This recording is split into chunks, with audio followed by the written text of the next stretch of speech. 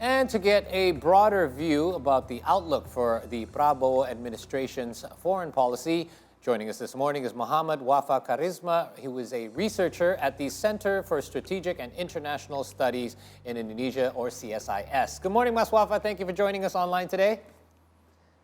Good morning, Paul. Thanks for having me.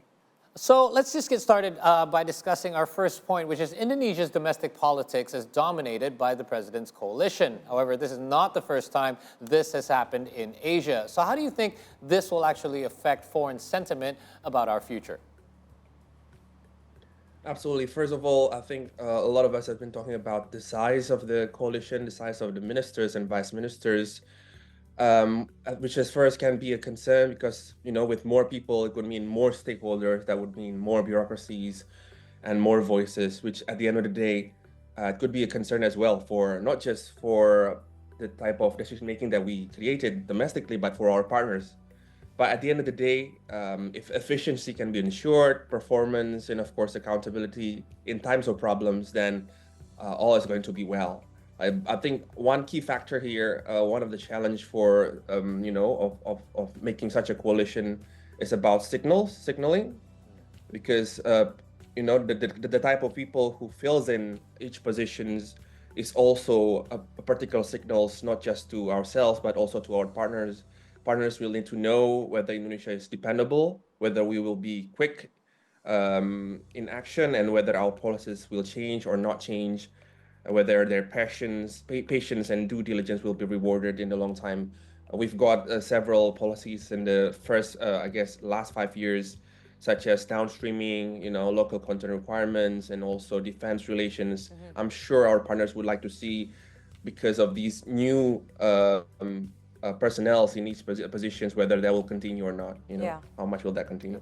And definitely this is an image that is going to be given to the international community, how powerful and very dominant Indonesia is right now because of the coalition, and how stronghold within the personnel that he's appointed for his cabinet itself.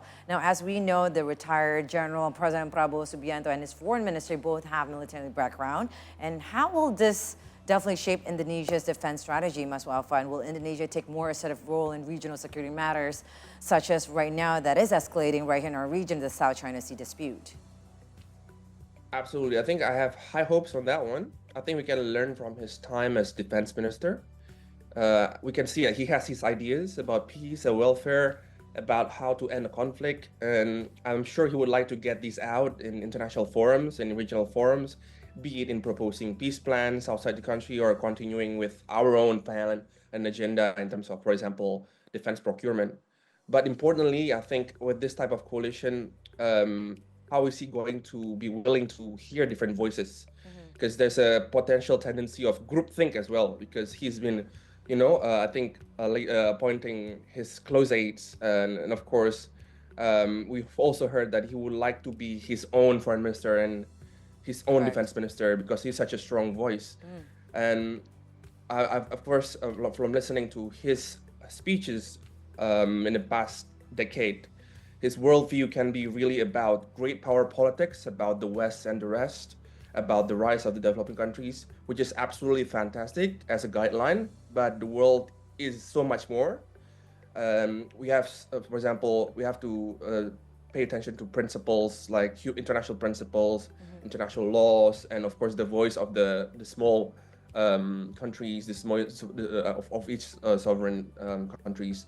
And therefore his activism can be good, but it needs to come through checks and balances inside the country as well, which hopefully he will take in really seriously. Okay, some very good points that you brought up there. So, going off of that obviously the first 100 days, very important, all eyes on the administration. But basically in the early days, what sort of foreign policy do you see the president adopting in the early part of his presidency? Right. I think we've got a couple of interesting points that he made yesterday in the inauguration ceremony, his speech in the inauguration ceremony. He's talking about how Indonesia should not be an ostrich. I think I've heard that, as in, putting our head below the ground, where there's all these problems around us. So we need to be more active. That's one. He also talked about how we should not be caught up in statistics, or be take for granted that we're in the G20, that our growth is good, and so on. And this was juxtaposed, I guess, with the presence of world leaders in attendance. We got Bongbong Marcos, we got Anwar Ibrahim. So I think if we can see the first 100 days, I hope that he will rekindle this relationship with world leaders and show that Indonesia is here, Indonesia is present, a bit more so than I'm sure a lot of critics will agree of under the Jokowi era, who is much more domestic oriented, much more development oriented domestically. And again, I don't think this agenda of Jokowi will necessarily dissipate, because Prabowo is also talking about self-sufficiency in terms of energy, in terms of food. He's talking about us being a global food barn. Of course, downstreaming policies will also be there. But right now, we're too much focused on promoting our products and hard culture. I think we need to add that with a lot more of our visions, our principles, our strategy, our strategic thinking. And next year will be crucial. I think it would be a stage for him, because it will mark, I think, 70th year of the Asia-Africa Conference, Yes. 2025. That, I think, I predict that would be the first stage for him to bring out his own foreign policy vision. Yeah, and also when as you were speaking about the inauguration speech, he also mentioned that the bilateral relation between Indonesia now under his presidency, we will have great partnership with neighboring countries and also friendly countries of Indonesia, but also we've been colonized before, so we will not stand down. We will stand on our ground foot, right? We are, like you said, we are an equal. In regards to that, though, right now it is will be an easy time, especially for President Prabowo in regards to the geopolitical tensions right now. And we know that he has military background, exquisite one, if I may say so myself, but there are going to be challenges where right now we need a president, or we need a head of state that needs to kind of require a nuanced and pragmatic approach to the foreign policy. So with that said, seeing how the figure of President Prabowo is, what would you think will be his challenges? Right. In terms of challenges, probably I'll talk about the global one first. I think we're entering a really polarized period in the past at least 2 decades. And of course, the polarization between great powers, between big powers, US and China, that would be one. And that has spread across sectors. It'll spread in our global supply chain of energy and minerals, which could affect our ability to connect with partners. Who's to say that in the next 5 years, we will not be able to trade to certain countries or build more relations with certain countries because of that polarization. So in the global stage, the relations between these great powers is so stressful for developing countries like us. And of course, the other one would be frustrations from developing countries in terms of double standards, not just in the application of international law and how multilateral fora is being used, but also how the race to this new global standards, be it in environment, in sustainable green transition, whether it could be made more fair for developing countries like us. So these would be some of the big challenges. And then we transition to some of the key ones that we're saying global level will be Israel and Palestine. How can we make use of our limited leverage in that one? Some predictions around in the Indo-Pacific region, if you call it that.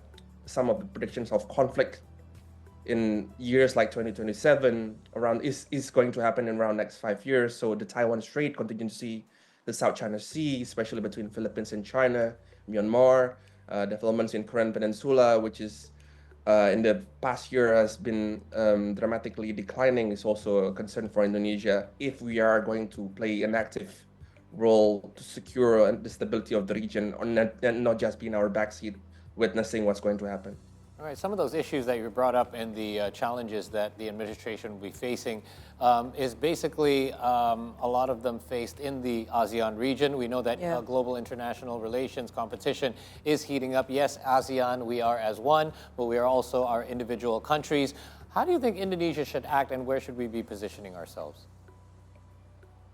Absolutely. I think for the past 2 decades, we've been investing so much in ASEAN, but at the same time, in the past 5 years at least, I think I can sense a growing frustration as well with how Indonesia's leadership is less prominent, in my sense, at the ASEAN level, because one, the voices of the other ASEAN countries is now for stronger. We've got a lot of leaders outside the traditional five. Vietnam is a leader, for example, as your news just now showcased with the $1 million deal from the Korea. That's right. Of course, we've got Thailand and of course Singapore and the Philippines. They have their own crisis and interest. So I think one of the key thing is to rebuild Indonesia's leadership, because we've got that in the past, more so because of our traditional relations. But as we move to the 21st century, we've got our market elsewhere, we've got our defense relations set up elsewhere. I think there's a need to rekindle bilateral relations with ASEAN member states, and that would build on to our leadership at the forum. And so consensus will be easier to build, and because there's a sense that right now ASEAN is very bureaucratized, very over institutionalized, and that leaves less room for innovations in dealing with some of the issues that I mentioned, in like South China Sea and Myanmar. We're so very on the book, we're just looking at the book of our guidelines and rules, and we're less inclined to explore non-traditional traditional ways in diplomacy. And that's one of the things that he have to do, to build coalitions as well with our partners in the ASEAN. Very true. And definitely, Mas Waffaa, we're now, speaking and discussing about how the future holds for Indonesia, especially under the presidency and administration of President Prabowo Subianto. We know now before the inauguration that President Prabowo has already visited several countries, in addition putting a member of his party in the foreign minister position.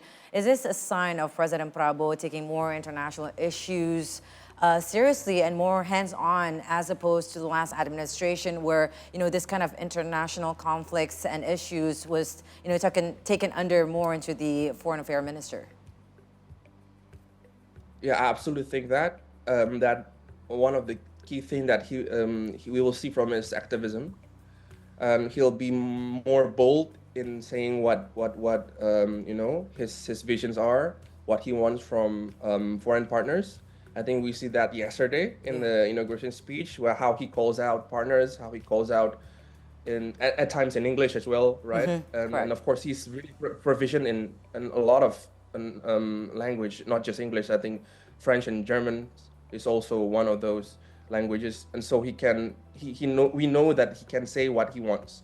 So that's a really good modality as a world leader, which differentiates him from, I think, our President Joko Widodo. So yes, activism will be that, but of course we'll also watch him about how principled his stance will be, because he's been active in a lot of countries. Like I think he visits multiple countries, more so than Jokowi himself probably in the past months, leading up to the inauguration yesterday. And us analysts have been trying to see the pattern of the choice of the countries that he visited. And we don't know too much about the agenda about the visit, so we keep guessing about the range of countries that he visited. Right, it could be for a lot of things, but so I think a principled foreign policy that gives us a good signals as Indonesia, as a country free and active, but also principled international law and democracy, that would be good. Okay, so let's expand a little bit on that. Yes, you did mention he visited approximately, we're losing count here, nearing or more than 20 countries in the last few months alone. Many newly appointed presidents, you find, will do this as soon as they're appointed president. They'll start making state visits to other countries. But he did this prior to his inauguration. Yes, we don't know much about the actual reasons or what some of the details were behind some of the meetings they had behind closed doors. But what we do know is that he did continue to reiterate the free and active foreign policy. What do you think the reasons are behind this and its significance? Right. If I can, I guess from what has happened, I think one of the key things is that he's looking to balance relations between partners, especially those who are, I think, in the world right now is less seen as the countries who are, I can say, reliable or pro-West, because he's visited a lot of countries who are, I think, in rivalry with the so-called West, right, with the US and also like Russia. And of course, his first visit after being elected is China as well. But I think we can see that he's trying to balance that relation as well and playing the free and active. Of course, for example, he visited Japan, right? and of course France, of course, which is a really good signals for us to witness that he's actually willing to entertain different political alignments to explore and deepen relations. And it could be for many things. It could be for businesses. It could be for in the capacity of his capacity as a defense minister. It could be for defense relations of exporting, Indonesia's defense assets. We're seeing his car now is the Garuda. Yeah. Garuda, the Yeah. one made by Pindad, which Correct. is a really great showcase of our products, which is also more defense related, and so that would be a good showcase for our partners as well, and that's something that we're looking for him to deepen relations with multiple partners without specific alignments. And I suppose we will find out soon in the coming months as well the purpose of many of these visits. Definitely, and it's great too that Mas Waffaa mentioning about the Garuda because it is locally made right here by PT Pindad, and he is the first, or President Prabowo is the first president ever that is using the presidential vehicle that's locally made right here in Indonesia. So that was a great showcasing also. So in regards to this though, we know that Indonesia, Mas Waffaa, has always been not leaning to the west or even to the east. We have been very independent where we position ourselves, in the past few years. So what now with the President Prabowo Subianto and in the administration, what role could Indonesia play in strengthening ASEAN unity, relevance, and also, the image throughout the global community? Absolutely. I think, first of all, Indonesia's right now, Indonesia's brand of foreign policy has been associated in the past 5 years with more so with economic diplomacy, more so about promoting our products. So the next 5 years with Prabowo at the helm, we would want to see Indonesia's contribution and position in world affairs. What type of standards are we going to promote outside? Because we're seeing a lot of double standards. We're seeing a lot of inconsistencies in the between global leaders. So we were missing that type of leaders who would like to promote these type of values of all, like multilateralism, open trade, and so we wish that Prabowo could be that type of president. And so one of the main fora for that is of course ASEAN, because has been for long our I think the cornerstone of our foreign policy. In the past 5 years, it could get frustrating because of the number of of our, I guess, ASEAN Indonesia's proposal in ASEAN could get diminished as well, with the ASEAN politics, with how many countries are in there, how many bureaucracies are involved. But that's the reality, and that's the way of consensus. So I think to showcase leadership, we have to be able to provide more public goods to ASEAN. So not just, for example, in terms of security, but also economy. So it requires burning money in a sense to pay for meetings, to pay for conferences that is outside of the annual agenda of the ASEAN chairmanship. We need to do more. Right now, for example, Thailand is doing that in the case of Myanmar, for example, and we need to be doing that as well. We need to be, I guess, burning money to do, not in a simple case would be meetings, but just to build on ideas and innovate foreign policy innovations outside the routine. So that's what I think we would like to see him do. Completely agree with you there. Mas Waffaa, thank you so much for your time this morning. Taking time out of your busy schedule as well for being able to connect with us online to discuss more about the new chapter for our great nation that hopes to tell a great story under the new Prabowo administration. Thank you for your time and have yourself a wonderful day. That was Muhammad Waffaa Kharisma, the researcher from the Center for Strategic and International Studies, or CSIS. Have a great day. We are going to take a short break, but we have more to cover because we're just discussing foreign policy, but there's so much more to talk about. We're going to talk about how this new administration is going to handle economic challenges in our country as well. We're going to talk about the president's new car. The Mount Garuda. Yes, indeed. So we're going to take a short break here. All that to come in our next few segments. But in the meantime, a quick reminder before we take our next break to make sure you stay connected with us at CToday News on Instagram, X, and YouTube. We'll be right back after this.